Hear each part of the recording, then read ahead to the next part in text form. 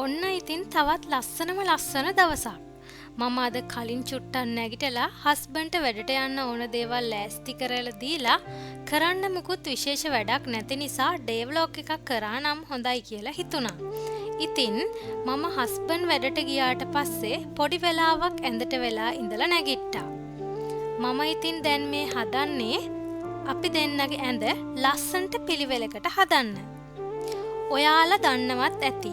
මගේ කලින් vlogs බලලා තියෙනවා නම් මගේ හස්බන්ඩ්ුයි මායි දෙන්නම ස්ටඩීස් වලට තමයි රුසියාවට ආවේ කියලා. ස්ටඩි කරන ගමන් යුනිවර්සිටි නිවාඩු දවස්වලට තමයි අපි part time job වලට යන්නේ. ඉතින් ඒ නිසා මේ මගේ daily routine vlog එකක් නම් නෙවෙයි ඔයාලා මේ දකින්නේ. අපි දෙන්න මේ ඉන්නේ අපේ යුනිවර්සිටි එකෙන් දෙන hostel එකේ. ඉතින් කපල් ආවම ඒ කපල් එක මැරීඩ් නම් අපිට පුළුවන් කපල් රූම් එකක් ඉල්ලගන්න. නැත්නම් රූම් එකක ස්ටුඩන්ට්ස්ලා 3 දෙනෙක් ඉන්නවා. එතකොට මේ ඇඳට දාලා තියෙන ඇඳ ඇතිරිලි, කොට්ට උර අපිට අපේ හොස්ටල් එකෙන් සතියකට එක දවසක් මාරු කරලා දෙනවා. ඒ කියන්නේ මේ කොට්ට, ඇඳ ඇතිරිලි කිසිම දෙයක් අපි ගෙදරින් අරගෙන ආපුව නෙවෙයි. හොස්ටල් එකෙන් අපිට සෝදලා පිරිසිදු කරලා දෙන ඒවා. ඒ වගේම අපිට මේ කොට්ට මෙට්ට සීතලට පොරවන ෂීට් එක ඒ ඔක්කොමත් ලැබුණේ හොස්ටල් එකෙන්. Taman කැමති නම් ඇඳ ඇතිරිලි කොට්ට උර ගෙදරින් ගෙනල්ලා වුණත් පාවිච්චි කරන්න පුළුවන්. මම නම් ඉතින් හොස්ටල් එකෙන් දෙන කොට්ට උර බෙඩ් ෂීට් තමයි පාවිච්චි කරන්නේ. මොකද ඒව ලස්සනයි වගේම ගොඩක් පිරිසිදුවට අපිට දෙන නිසා. ඉතින් මට මේ පාර ලැබුණේ ලබුබුල ඉන්න ගොඩක් ලස්සන ඇඳ ඇතිරිල්ලක්.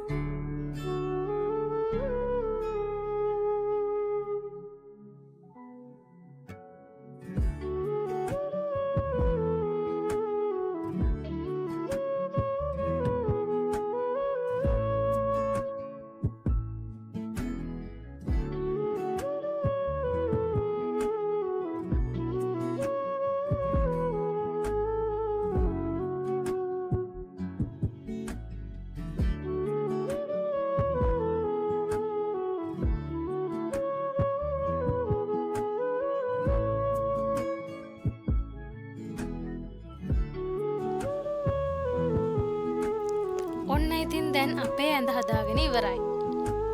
ඉතින් මේ කාලේ මුළු රුසියාවටම හිම වැටෙන කාලයක්. ඉතින් ඔයාලට මේ පේන වගේම හැම තැනම තියෙන්නේ සුදුම සුදු පාට හිම. මේ දවස්වල උණුසුම් තේ කෝපි කියන්නේ රුසියාවේ ඉන්න අපිට නැතුවම බැරි දෙයක්. මම මේ හදන්නේ රසම රස කෝපි කෝප්පයක් හදාගන්න.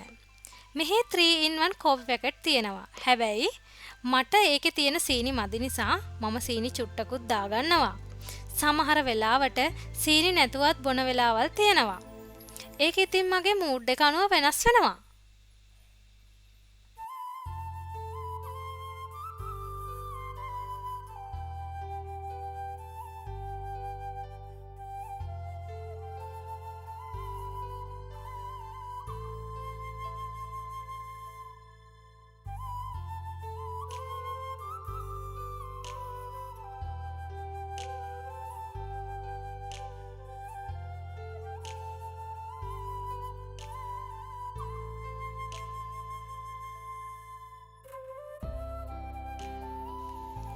ඔන්න ඉතින් දැන් මම ආසම රසම රස කෝපි කෝප්පය නම් හදාගෙන ඉවරයි. අද ඉතින් මම හැදුවේ එක කෝපි කෝප්පයයි. මොකද හස්බන්ඩ් ගෙදර නැති නිසා.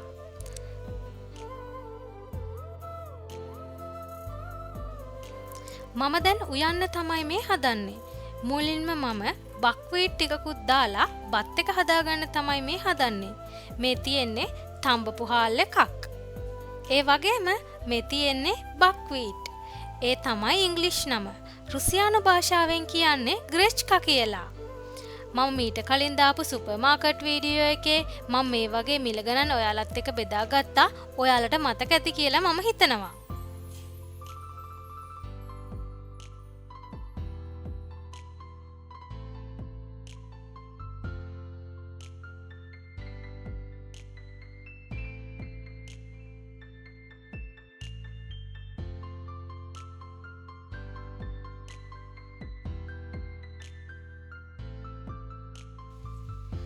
තම්බපු හාල් කඩව් පැකට් එකක් තිබුණ නිසා මම ඔයාලට ඒ පෙන්නපු හාල් පැකට් එක නම් මම කැඩුවේ නැහැ. මේ දවස්වල සීතල නිසා හැමදාම ග්‍රොසරීස් යන්නෙත් නැහැ.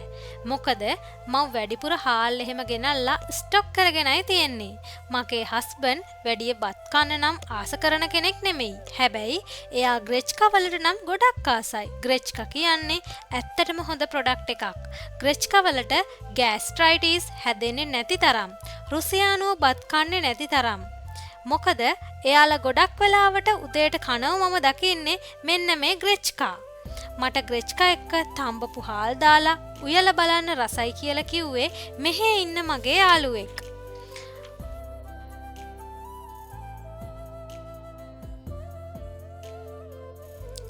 මට මුලින් එහෙම දෙකම එකට දාලා කලවම් කරලා උයන්න නුහුරු ගතියක් තිබුණත් මගේ හස්බනුත් කන්න ආස නිසා රසේ වගේම ගුණය ප්‍රශ්නයක් නැති නිසා මමත් තම්බපු හාල් එක්ක ග්‍රෙච්කා දාලා උයන්න පුරුදු වුණා. හස්බන්ඩ් බත් කන්න අදිමදි කරන ප්‍රශ්නෙත් මේ ග්‍රෙච්කා නිසා විසඳුණා.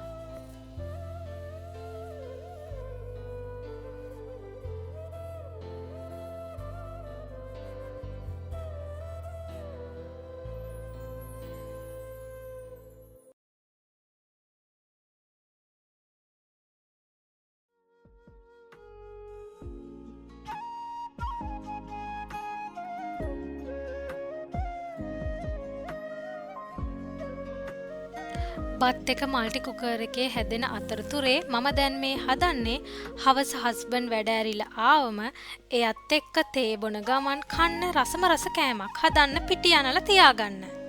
එතකොට හවස් වෙද්දී පිටි මෝලිය හොඳට පිපිලා තියෙනවා. ඔයාලට මතක ඇති මම කලින් කිව්වා මගේ හස්බන්ඩ් බත් කන්න කැමති කෙනෙක් නෙමෙයි කියලා.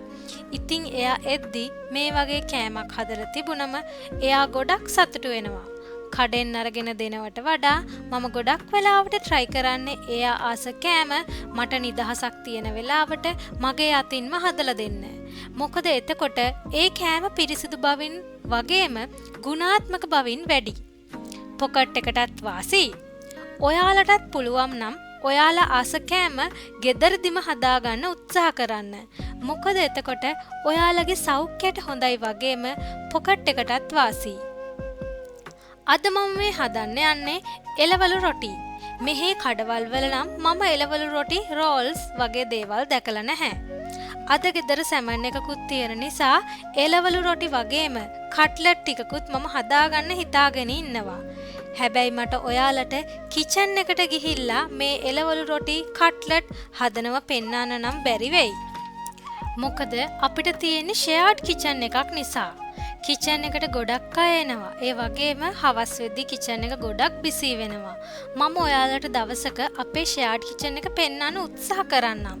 මම විතරක් තනියම උයන ටයිම් එකක් ලැබුණොත්. මොකද මම වීඩියෝ කරන එක අනිත් අයට බාධාවක් වෙන්න පුළුවන් නිසා.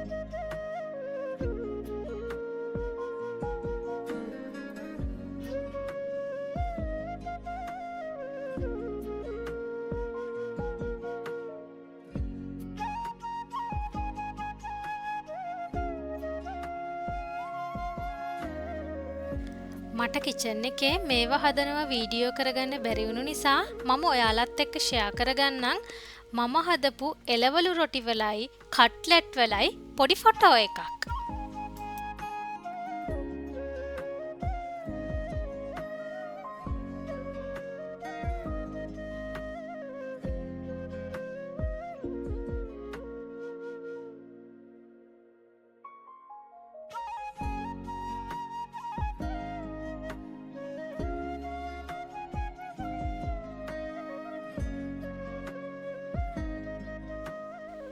මේ ඔයාලා දකින්නේ මම හදාගත්ත එළවලු රොටි වගේම කට්ලට් ටික. ඉතින් දැන් මම මේ හදන්නේ ඔක්කොම වැඩ ඉවර කරලා වොෂ් එකක් දාන්න යන්න. එහෙනම් බොහොම ස්තුතියි මාව අහන් හිටියටයි බලන් හිටියටයි. good luck.